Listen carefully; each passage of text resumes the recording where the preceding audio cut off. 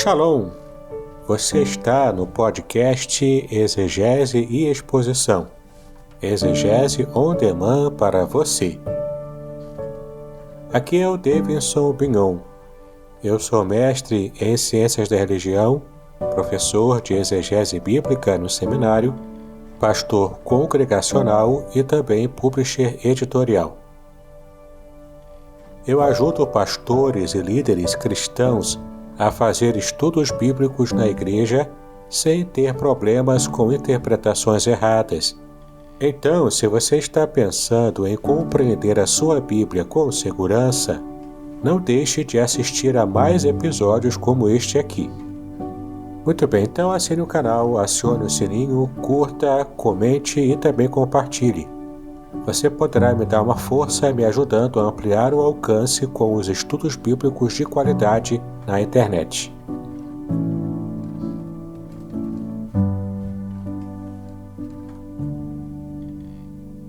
Muito bem, estamos em mais um episódio do nosso podcast Exegese e Exposição, Exegese on demand para você.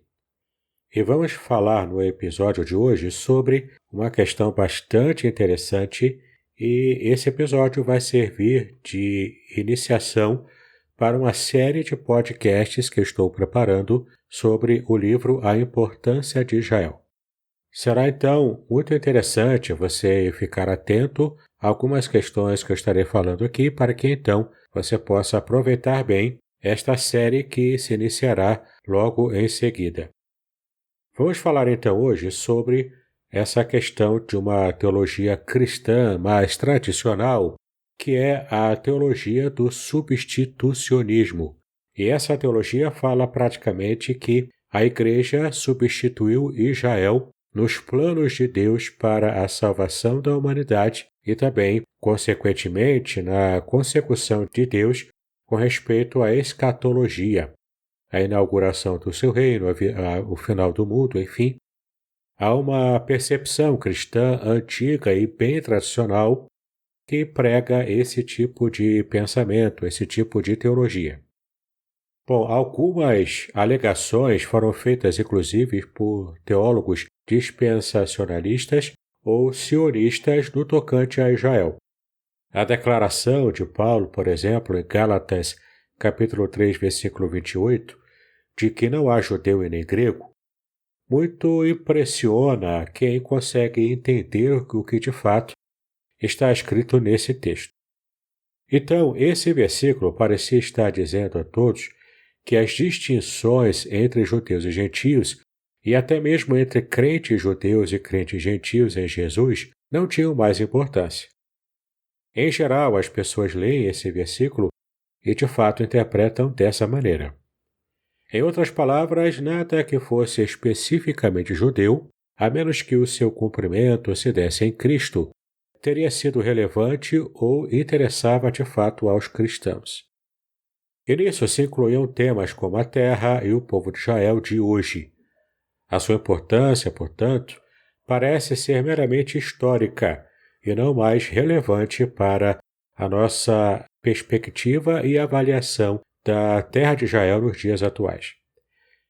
Infelizmente, alguns cristãos acabam assumindo uma postura bastante contrária a Israel como nação, como um povo, mesmo diante de situações assim bastante conflituosas, quando Israel recebe um tipo de ataque inicial feita por grupos extremistas palestinos. E então eles acabam recriminando Israel quando Israel se defende e dá uma resposta, até uma resposta mais dura e mais forte, para realmente tentar estar dirimindo esses ataques terroristas contra Israel. Israel, na verdade, é o único país soberano naquela região. Mas nós aqui no Ocidente temos tido dificuldade para entendermos o que de fato acontece ali, porque simplesmente não vivemos naquele lugar. Bom, na verdade, nós todos sabemos que a história de Israel pode nos ajudar a compreender o contexto no qual Jesus vivia há milhares de anos. Mas muitos cristãos, na maioria das vezes, não conseguem entender qual a importância de Israel para nós cristãos dos dias de hoje. Bom, quanto a isso, eu quero chamar a sua atenção para algumas descobertas surpreendentes. Uma das primeiras descobertas foi o fato de que o Novo Testamento jamais chamava a Igreja de Novo Israel. Isso, é claro, deveria levar os cristãos a imaginar que tipo de relação havia de fato entre o Israel do Antigo Testamento e a Igreja no Novo Testamento. Então, quando analisamos melhor Gálatas capítulo 3, versículo 28, nós vamos perceber que Paulo realmente diz que em Cristo não há judeu e nem grego. Mas ele também diz que não há homem e nem mulher nesse contexto, porque todos são um em Cristo Jesus.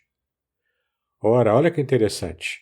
Percebemos então que ainda existem diferenças entre homem e mulher e que Paulo se referia, portanto, a diferentes papéis para homens e mulheres dentro do casamento. É só você observar o contexto de Gálatas, capítulo 3, que você vai perceber que, de fato, o tema é esse. Então, o apóstolo disse que as mulheres deveriam se sujeitar aos maridos como a igreja se sujeita a Cristo. Ele disse também que o marido é o cabeça da mulher. Mas olha que interessante, Paulo jamais ensinou que a mulher é o cabeça do marido, porque ele sabia que os intérpretes debatiam o sentido dessas palavras, isto é, se o casamento deveria ser igualitário ou apenas complementar. Portanto, não havia dúvida que para Paulo, homem e mulher são um só em Cristo, embora ao mesmo tempo continuem a ser distintos e pareçam ter papéis diferentes. Impressionante essa verdade.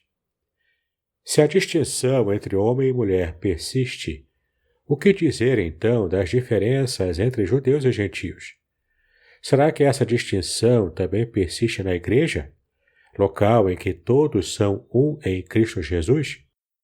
E se a distinção entre judeus e gentios não foi extinta por sua unidade em Cristo, o que dizer da distinção de Israel em relação a outras nações? Fica para pensarmos, não é verdade? Bom, mas devemos lembrar da insistência de Paulo de que os judeus que rejeitaram Jesus ainda eram amados por Deus e que Deus mantinha sua aliança com eles como um povo.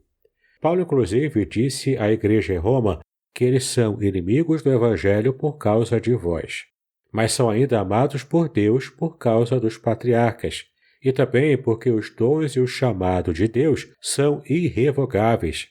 Isso, confira lá em Romanos capítulo 11, versículos 28 e 29. É na verdade impressionante como muitas vezes nós nos esquecemos de verdades como essas.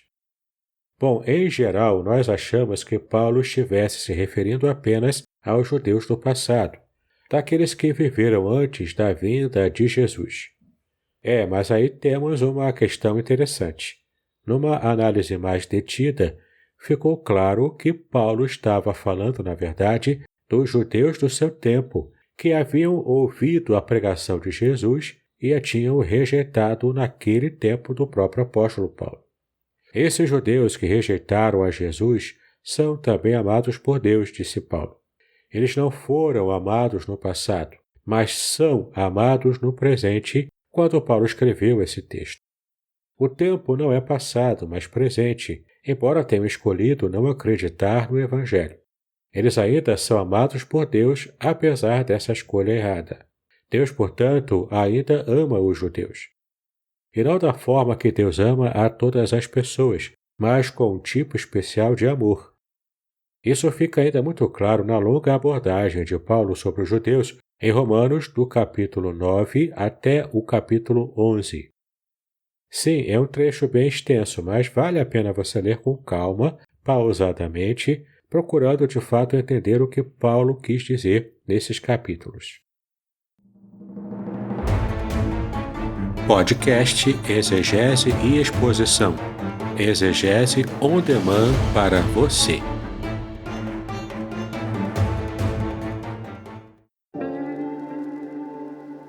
Shalom! Aqui é o Davidson Pignon. Eu ajudo pastores e líderes cristãos a fazer estudos bíblicos na igreja sem ter problemas com interpretações bíblicas erradas. Então, se você está pensando em compreender a sua Bíblia com segurança, não deixe de assistir a mais conteúdos como este aqui neste canal.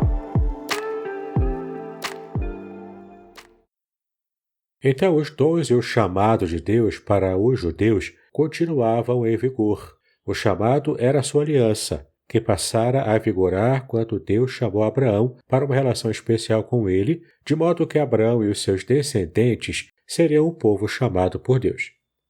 Paulo usou o termo alianças nessa passagem em que trata da rejeição do Evangelho pela maior parte dos judeus. Ele disse o seguinte: tenho grande tristeza e incessante dor no coração por amor dos meus irmãos, segundo a carne, porque deles são a adoção, a glória, as alianças e as promessas. Confira lá em Romanos capítulo 9, do versículo 2 até o versículo 4. À primeira vista, a gente fica confuso com a referência de Paulo às alianças no plural. Depois a gente pode então perceber que Jesus falou do sangue da aliança. Veja lá em Mateus capítulo 26, versículo 28 e Marcos capítulo 14, versículo 24.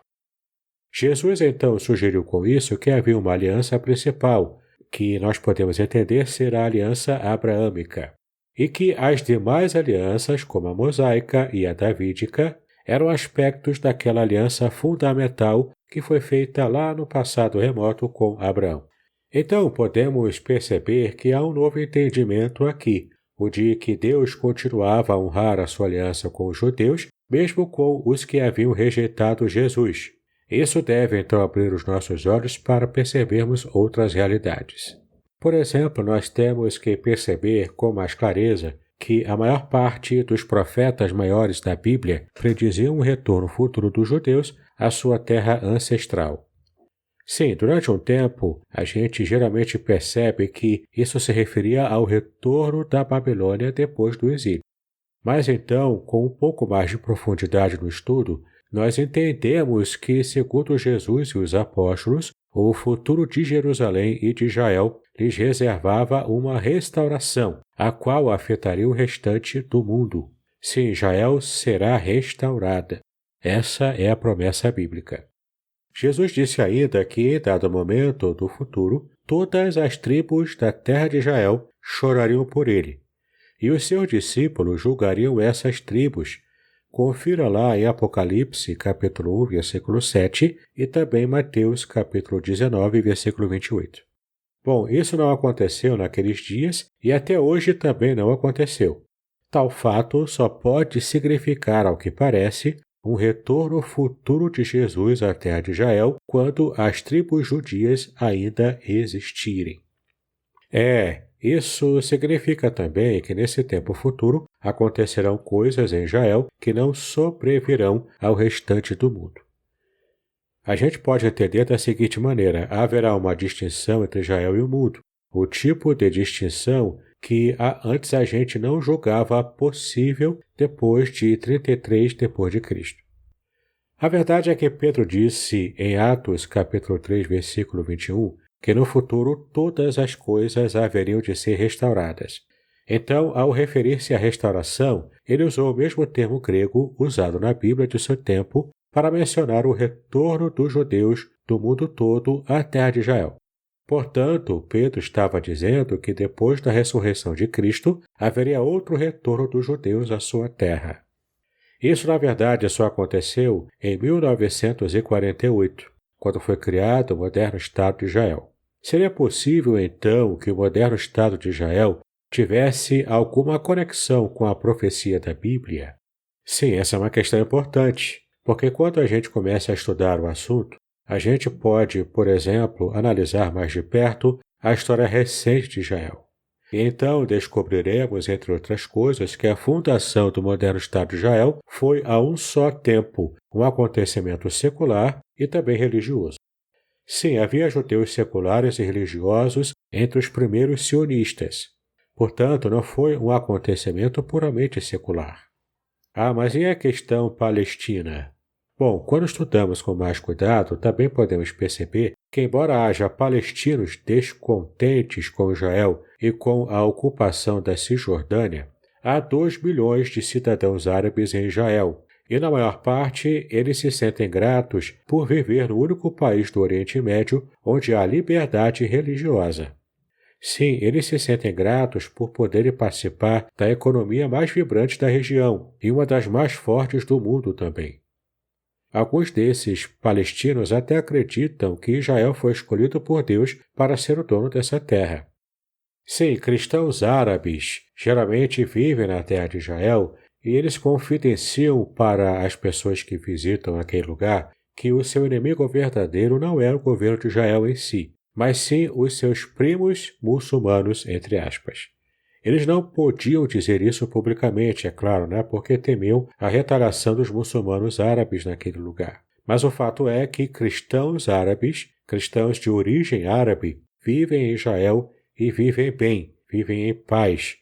Porque, na verdade, Israel é um lugar que propicia a paz quando, claro, né, não são atacados. Bom, a verdade é que quando nós buscamos mais informações sobre uma acusação antiga de que Israel estava violando a lei internacional, é, na verdade, uma acusação que se refere principalmente, como ainda hoje, né, à Resolução 242 das Nações Unidas. Descobriremos, então, que essa resolução, aprovada logo depois da Guerra de 1967, ela ordenava a retirada de territórios, mas não de todos os territórios, e então estipulava que essa retirada deveria ocorrer somente depois que os vizinhos de Israel reconhecessem o seu direito de existir e chegassem a um acordo quanto às suas fronteiras concretas. Os que redigiram a resolução sabiam que Israel tinha de se fixar em algum território para se proteger. É provável, então, que suspeitassem que seus vizinhos não reconheceriam e tampouco concordariam com as fronteiras estabelecidas. E, na verdade, eles estavam certos. Ainda hoje nós vemos conflitos na área devido a essa questão.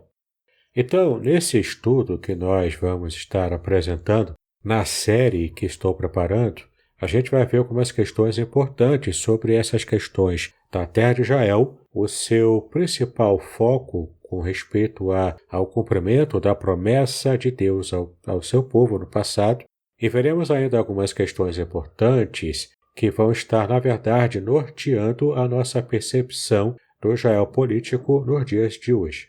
Veremos que os autores do Novo Testamento não pensavam de modo a entender que Israel foi alijado por Deus na história devido a terem negado a Jesus. Na verdade, quando os autores do Novo Testamento falavam de Israel, sempre tinham em mente os judeus e quaisquer gentios que quisessem, na verdade, se unir ao Israel dos judeus.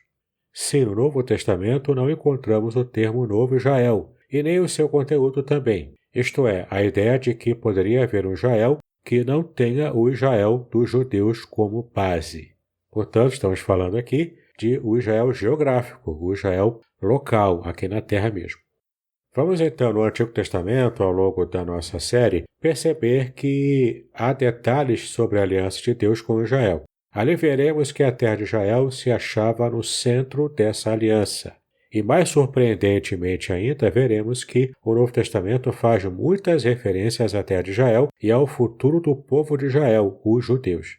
Sim, por que nós estamos nos referindo a essa informação como surpreendente? Porque a maior parte dos cristãos imaginava que o Novo Testamento nada falava sobre esses dois tópicos. Mas a gente vai perceber que os autores do Novo Testamento eram, na verdade, sionistas. Eles acreditavam que haveria uma restauração do povo de Israel à terra de Israel em algum momento no futuro. Então, é muito importante a gente entender essas verdades que vamos aprender com a série, porque perceberemos que tanto no plano político quanto no plano teológico, nós entenderemos que a terra de Israel é dedicada aos judeus. Então, será mais fácil entendermos algumas perguntas, tais como: será que os judeus roubaram a sua terra? Israel viola atualmente a lei internacional ao ocupar partes da Cisjordânia? Será que o sionismo é um movimento racista? Então, devemos apoiar ou não o atual Estado de Israel, sem importar o que esse Estado possa fazer. Sim, são dificuldades que podem nos trazer algumas indagações.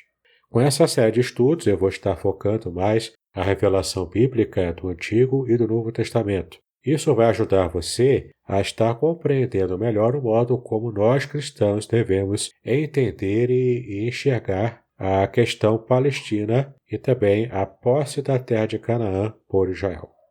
Espero que você esteja animado, então, para participar dessa série de estudos, e caso você queira adquirir o livro, na descrição deste episódio há um link em que você poderá adquiri-lo para lê-lo e então acompanhar com muito mais conteúdo e propriedade aquilo que estaremos abordando aqui nesses episódios da série.